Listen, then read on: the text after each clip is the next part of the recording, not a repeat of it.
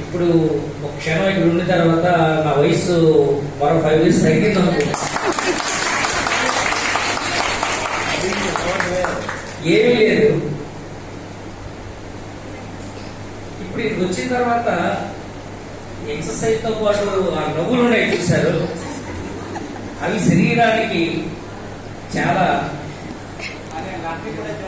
Laughing ఒక మేధావి అన్నాడట, ఒక్కసారి ఈ కడుపు నాభి నుండి నవ్వగలిగితే ఒక యాపిల్ పండు తిన్నంత శక్తి వస్తుందని.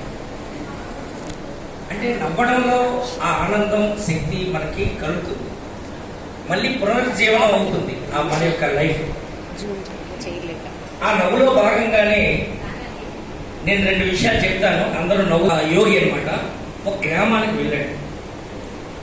వెళ్ళి ఆ గ్రామంలో పల్లెటూరు అనమాట, అక్కడ వ్యవసాయదారులందరికీ కూడా యోగా కోసం చెప్తామని వెళ్ళాడు. యోగా కోసం జాగ్రత్తగా వింటున్నారు కదా, మీకు నేను ఆ మాట అనవసరం లేదు, వింటున్నారు కదా అనవసరం లేదు. ఎందుకంటే మీరు ఆల్రెడీ మీరు ఇక్కడ యోగాకి వస్తున్న వాళ్ళు బట్టి ఆ మాట అనకూడదు. ఎందుకో మీ మైండ్ కాన్సన్ట్రేషన్ లో ఆల్రెడీ అయిపోయింది. నేను ఆ మాట మాకు అలవాటు, పిల్లలకు చెప్తుంటాం కదా, మాకు వింటున్నారా అంటుంటాం. ఆ మాట అంటే అనుకోకండి, ఆ మాట అంటే వింటున్నారు కదా. ఇప్పుడు అయితే ఆ యోగి ఆ సన్యాసి ఆ గ్రామానికి వెళ్ళి ఆ రోజంతా వ్యవసాయంలో కష్టపడి పనిచేసి సాయంత్రానికి 8 గంటలకి రైతులందరూ ఫ్రీగా ఉంటారు కదండి. ఆ టైంకి ఆ రోజు ఆ సన్యాసి ఆ గ్రామం చివర ఆశ్రమాన్ని కొట్టుకొని గ్రామంలో ఉన్న రైతులు అందరూ కూడా అక్కడ చేరుకునేవారు. రాత్రి 8కి రోజు యోగా చెప్పేవాడు.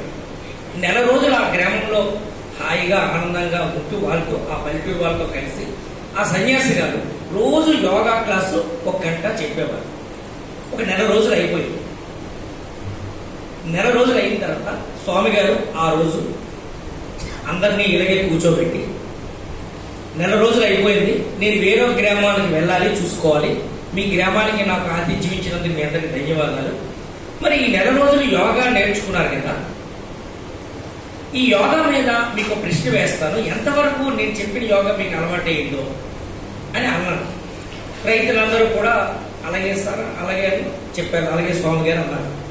అందులో రామయ్య అనే రైతు ఉన్నాడు, వింటారు కదా. రామయ్య అనే రైతు ఉన్నాడు. ఆ రామయ్య, నిల్చో, నువ్వు రోజు క్లాస్కి వస్తున్నావా? వస్తున్నాను సార్. అయితే యోగా కోసం నేర్చుకున్నావా? నేర్చుకున్నాను సార్.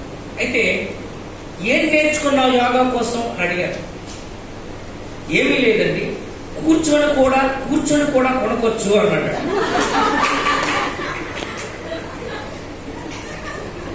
కూర్చొని కూడా అంటే రోజు వచ్చి అతను ఏం చేస్తున్నాడు?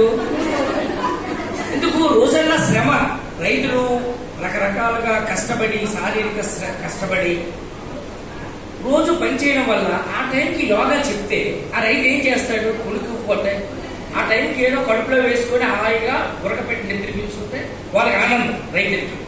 అంచేత సో రైతులకి, కార్మికులకి, కష్టజీవులకి, కూలీలకి, గని కార్మికులకి, తాపీ మేస్త్రులకి ఎవరికి యోగా అవసరం లేదు అని నేను నమ్ముతాను.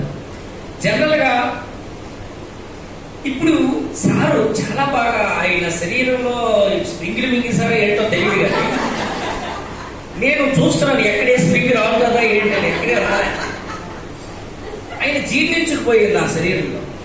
ఇక్కడ తల్లులు చాలా మంది ఉన్నారు. మేడం గారు అయితే అహో ఏంటండి ఆ ఏజ్ లో ఆ బాడీ, హెవీ బాడీతో కూడా ఎక్కడ తగ్గడంలే, చాలా హ్యాపీగా ఆనందంగా. కారణం ఏంటి? ఇంతమందిలో చెయ్యాలన్న ఉత్సాహం, అదే కావాలి మనిషిలో. మనం చెయ్యాలన్న ఒక అది రావాలి మనలో. వస్తే ఏ పైనైనా మనకి హ్యాపీగా చేయగలం.